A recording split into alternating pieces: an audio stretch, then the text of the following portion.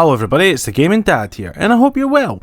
Anyway, this is the next video, Should You 100%, and as you can tell by the title, it is Torchlight. And I finally finished it on the Twitch streams. And it took about 3 altogether, and they were about 3 hours each, so 9 hours isn't too bad for 100%.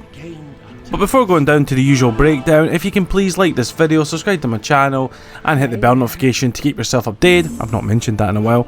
And if you have a little look on my socials below, Twitter, Facebook, Patreon, Twitch, and my Discord. I've finally got round to making a Discord so you lovely people can join it if you've got it, have a conversation with me, and you can maybe help me on deciding the next game I'm going to 100%.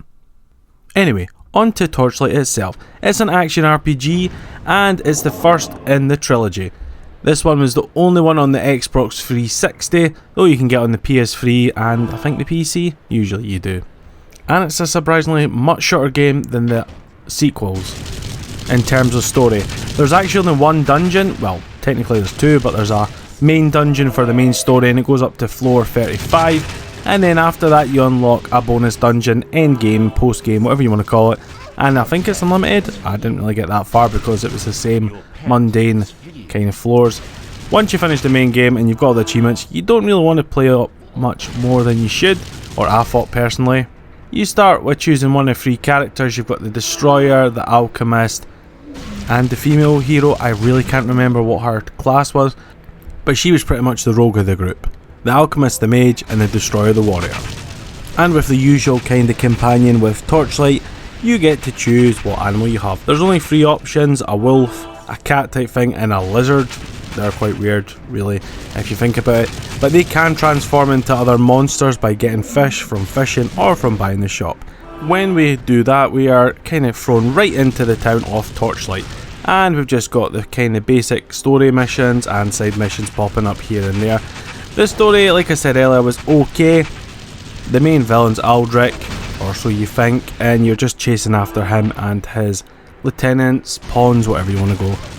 Every couple of floors is different. I think the first 3 or 4 are in a mine, and then later on you'll become to like a lava area, then a dwarven fortress. The cosmetic idea is quite good, however some dungeons are worse than others, I would say, and you would start to despise some of them, especially Dwarven Fortress for myself.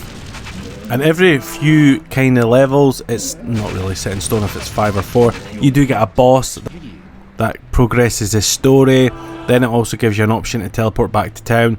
You can get your side quests. They're not the greatest story wise, they're quite repetitive. One of them's for killing an enemy, one of them's for picking up a specific item, then there's another one for picking up a specific item but only one per area, so one in the mines and one in the lava place and so on and so on. So that is not the greatest idea for side quests in my eyes.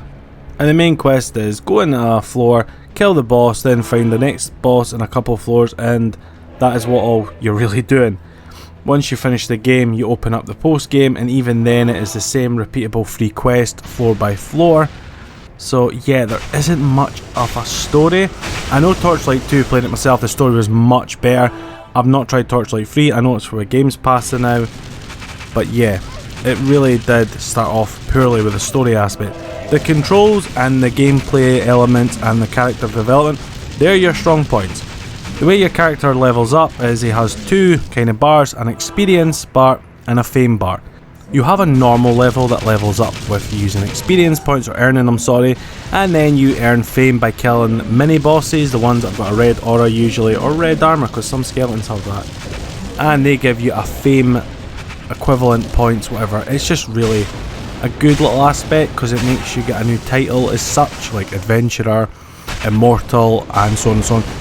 Each fame level up gives you a power point, and each level up gives you a power point and 5 stat points. You can chop and choose what you want to do. With the Alchemist, I really enjoyed the Ember Lance and Ember Lightning. They were fantastic, and upgrading all the passives really made my mage like a glass cannon. He was very squidgy, especially against these zealots, or zealots, whatever you call them. The magic users, the female ones, they were really packing a punch. But the damage output was so good, especially for some of the final bosses. You know, they were really getting their health drained. And now on to the achievements themselves.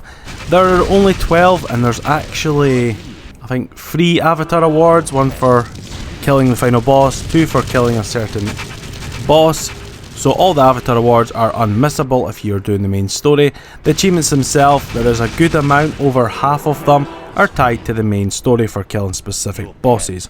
You've got 1 for killing the first boss, which is one of the characters, I'm not telling you who, just in case you're worried about the spoilers, and then there's 1 for killing the final boss. Then you have the miscellaneous achievements, and these aren't too bad. Well, some are not too bad.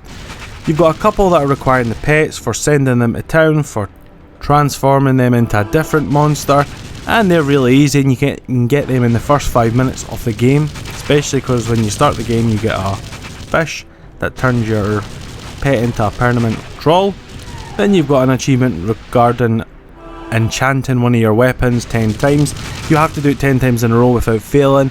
I did it in my stream where I would, if I was successful, quit out to the main menu and it would save, then go back in. If I failed, I would dashboard and quit out, just because it changes. Sometimes I was getting really good luck and then sometimes I was getting really bad luck. It's just trial and error.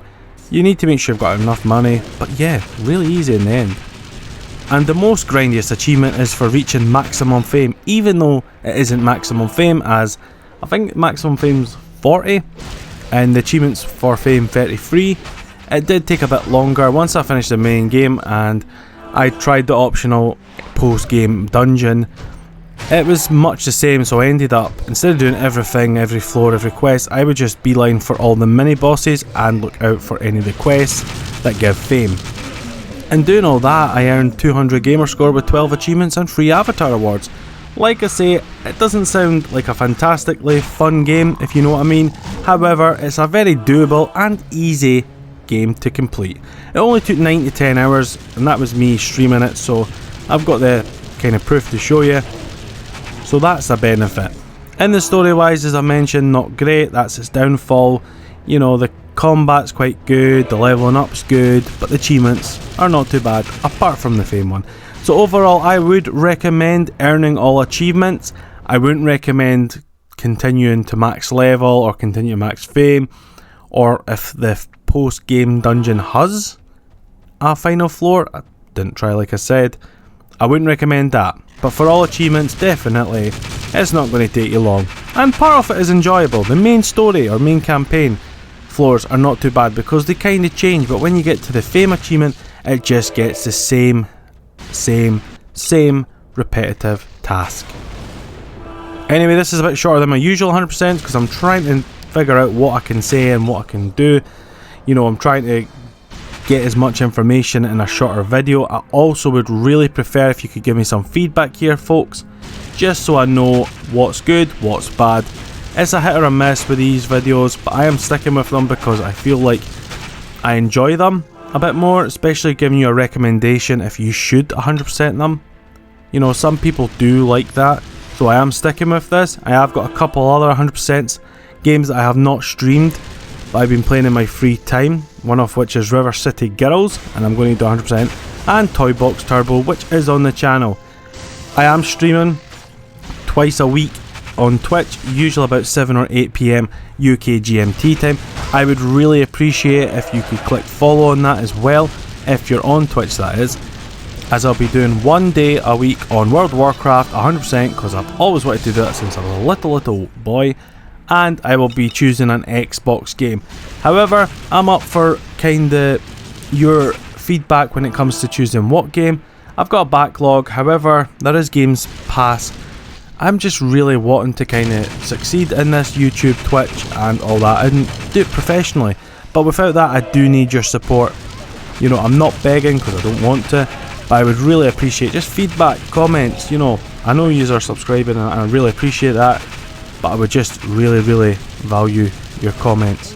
Anyway, thank you so much for watching. Please like this video, subscribe to my channel and hit the bell notification to keep yourself updated.